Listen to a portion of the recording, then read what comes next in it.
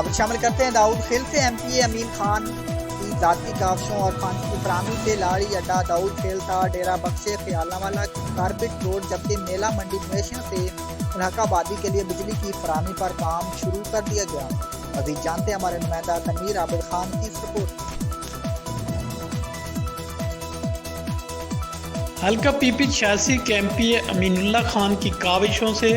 جہاں پورے حلقے میں کروڑوں روپے کی لاگت سے ترقیاتی منصوبوں پر کام جاری ہے اور جن میں سے متعدد مکمل ہو چکے ہیں، وہیں اپنے شہر و گرد و نواح میں کئی ترقیاتی منصوبوں پر کام شروع کر دیا گیا ہے، جن میں لاڑی اڈا داؤد خیل تک براستہ کچا شملات ڈیرہ بخش خیالہ والا 12.5 کروڑ روپے کی لاگت سے کارپٹ روڈ کی تعمیر کا کام شروع کر دیا گیا ہے، جبکہ اس منصوبہ میں لاڑی اڈا تھل کنار پل کی تعمیر بھی شامل ہے، جس پر کچھ دنوں بعد کام شروع ہوگا، جبکہ میلہ منڈی مویشیوں سے ملحقہ محلہ حسین آباد اور نئی آبادی سالار کے مکینوں کو 18 لاکھ روپے کی لاگت سے بجلی کی فراہمی کے لیے بجلی کے پولز کی تنصیب کا کام بھی جاری ہے۔